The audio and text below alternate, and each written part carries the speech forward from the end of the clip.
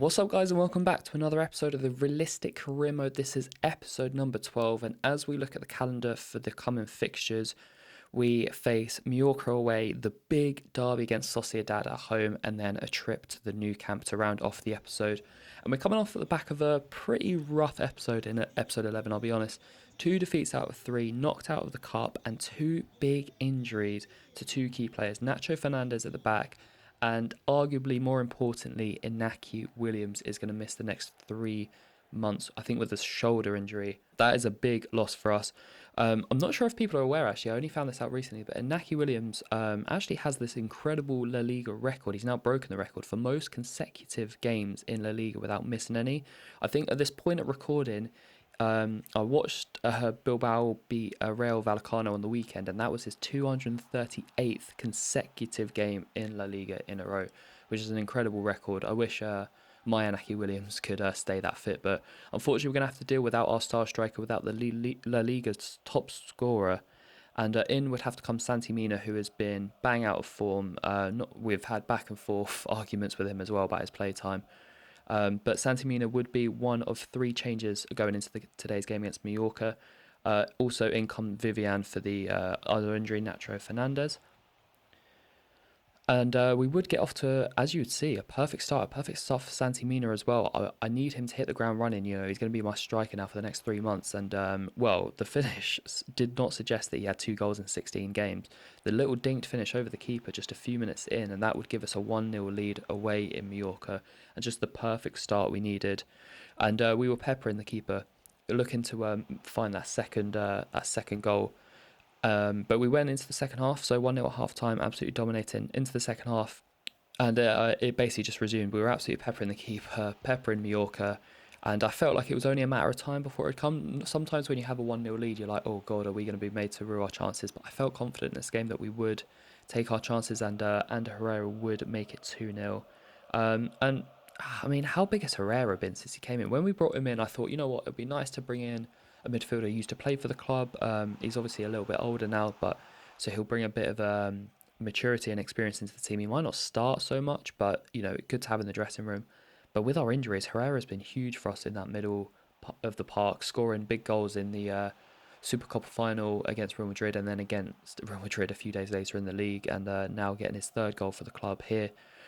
Mallorca would halve the deficit for a tidy finish, but Santi Mina would get his 2nd goal of the game and 3rd of the season, with a header late on, which the keeper probably should have done better with, not going to lie. But a 3-1 victory to get us back to winning ways in the league. Very important that we did so. 18 shots we had in the game, 7.7 expected goals. So absolute domination against Mallorca. We get the victory there, and we start off the episode with a win. And it's so important that we find form again, because this crunch time now, we're into the final few months of the season, and we are in such a scrap for the Champions League places, and that is our goal, to achieve Champions League spot. We have obviously won a trophy in the Supercopa. We are out of the Copa de España, but we have got a trophy in our cabinet, and if we could round that off with a top 4 finish, I would be very, very happy with this first season as Bilbao manager. But it hasn't been without its challenges as well. Obviously, a lot of injuries. We have upped the injury rate, and we've had a lot of key injuries to a lot of key players. But we have to deal with that. You know, it means that rotation players come in. It means that youth players come in as well. We've seen that obviously with Guegen having an absolute dream debut, but a couple of the younger Donnies as well. Zarago, I've been really impressed with in the midfield. He might not be the highest rated, but he's really impressed me as well. But yeah, as we go into the second game, it is a huge game. It is a derby against Real Sociedad. They are currently 2nd in the league. They are battling for the title with Real Madrid. In the reverse fixture, we drew 3-3. In the reverse fixture, we lost actually 3-2. I remember now. A tough game away in Sociedad. It was early in the season. We wanted to get a bit of payback against our rivals, but we knew it was not going to be easy.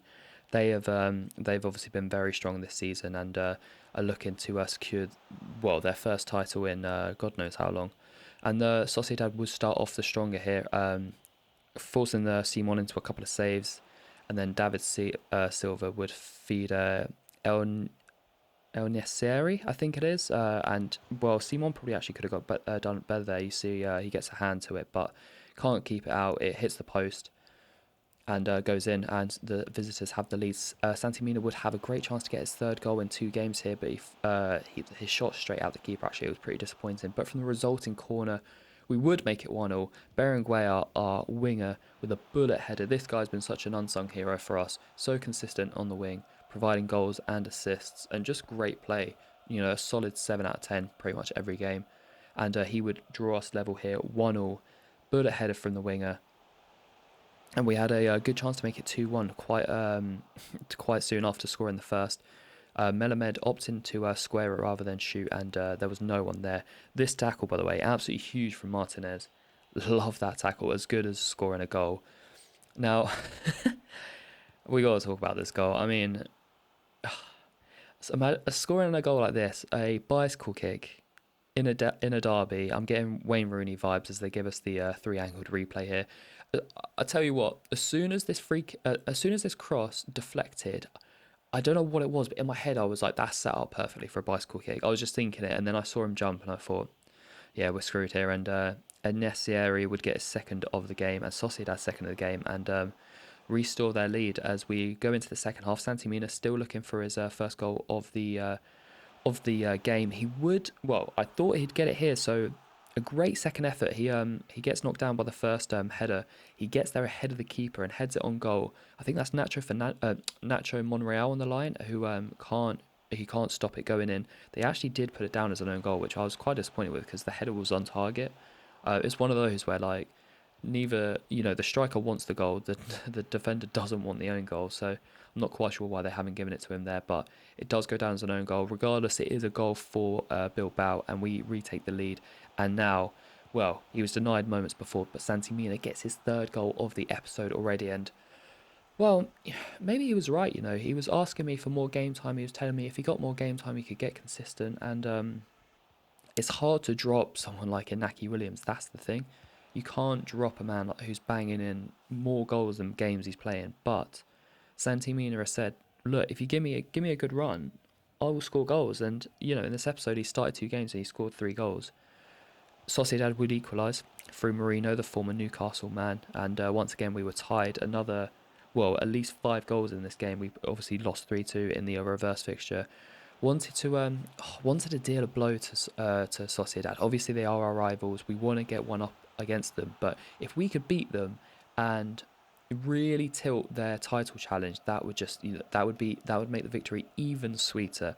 And the captain, the absolute legend, Iker Muniain, gets his 16th goal in 25 games. The touch is beautiful, and then the half volley near post to put it in.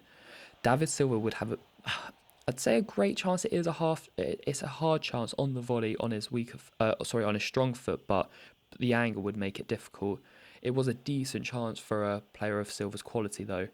That was in injury time to make it 4-4. They didn't capitalise. We would win the derby. We would put a dent in Sociedad's title hopes, as well as boosting our Champions League hopes as well. And we would take the victory 4-3. The stats were pretty even. I can't lie. 12 shots each expected goal difference was pretty similar. But we just found that knack, Without Inaki Williams, we're still scoring goals, which is really, really good to see. 7 goals in 2 games without our star striker. And that's 2 wins on the bounce now. It's so important to find form. And we're really, really trying to do that without a couple of our key players. I think we've had 7 or 8 key injuries this season, as you would see here as well. I didn't actually notice it in the game, but And Herrera picked up a knock. And we were just talking about how big he's been for us. He's out for 3 months, which is almost the end of the season. So another big injury to our team, another big blow. And this is it. Maybe it's too realistic. Maybe the injury rates are too high because the amount of it feels like every episode at the moment we're getting a 2 or 3 month injury. But maybe this is something we can look at the next realistic career mode when the next FIFA comes out. Maybe we can lower the bars a little bit. I don't want to make it too low. I do still want to get injuries. This is part of the challenge of a realistic career mode, dealing with injuries to first team players. It is realistic to deal with constant injuries, but maybe the severity we could turn down because it does seem like it's consistent 2 or 3 month injuries per player. But now we're going to have to play without Ander Herrera for the next few months. So Zaraga's going to come in his place. We were talking about how he's been impressive for us when he's come off the bench, the young midfielder. And the third and final game of the episode is at the Camp Nou against Barcelona, who are eighth. We lost this reverse fixture 3-1 earlier in the season, so again looking to give back what we got earlier in the season against the Catalonian side. Onde Kappa, obviously, we sold to Barcelona in January, playing against us for the first time, and the host would take an early lead. Memphis Depay with a nice finish, curving around the keeper, but 14 minutes in, we would equalise, and it's that man again, Berenguer. 2 goals in this episode. We've said how consistent he's been, and with big injuries at the moment, it's so important that our other starters are becoming more consistent for us. And has just been huge for us constantly. Going into injury time in the first half, and Barcelona would get a big chance here. Frankie de Jong, he would make it 2-1 to the hosts, and I feel for Frankie de Jong. This whole saga with him over the summer, Barca wanted him out, United wanted him. He didn't want to go, and it must just be so hard for him because he wanted to go to Barcelona. He wanted to play for this huge club. He wanted to, become a club legend there, and for that club to want you to leave, it must hurt, man. Because the thing is, as well, he's not even bad. He's a good player, so it just the whole scenario confuses me. I feel for the kid. I really, really do, because now he's obviously still there. He's not getting much game time, but it's just a bit of an awkward situation, I imagine. But anyway, we would turn this game around. The young midfielder who came in for the injured and Herrera, Zaraga, made it 2-2, and then we would make it 3-2 with that man Berenguer again, man of the episode, I'd say. 3 goals in 3 games, a header at the back stick, and then we would make it 4-2 late on and seal the victory. Seal a huge victory in the Camp Nou. Barcelona obviously struggling this season in eighth, trying to get some form of European football. Iker Munier getting that fourth and final goal to turn it around from 2-1 down. We scored 3 unanswered goals and we won 4-2. The stats fairly even-ish, more in our favour, but all of a sudden going from an episode where we've had 2 big injuries, 2 losses out of 3, we needed an episode like this. 3 victories in a row against our rivals, against a big team like Barcelona, and against a team like Mallorca, where you have to win those games. As we reject an offer from Turkey here for Prados, our young midfielder. We have another couple of injuries. Berchiche, the left back, is out for 4 weeks. So again, it's another blow that we have to deal with as our left back, Lecure, or our fullback, he plays left back or right back, basically said to me, "Look, boss, I want to get more game time." Well, it's like you knew, mate, because Berchiche is out for 4 weeks now, so you are going to get some more game time. He did provide the assist for Munain's winner against Sociedad, so maybe he does deserve a bit more game time. He will get it now anyway. But that will be the end of today's episode. We found form, but we also found more injuries. It's more hurdles that we're tackling in La Liga, but as we're coming towards the end of our first season, there's 12 games to go. We're currently sitting fourth, 2 points ahead of Atletico Madrid, 1 point behind Seville, and 11 points behind the leaders Real Madrid. So I think the title is out of reach, but if we can secure Champions League football, I'd be very happy with that.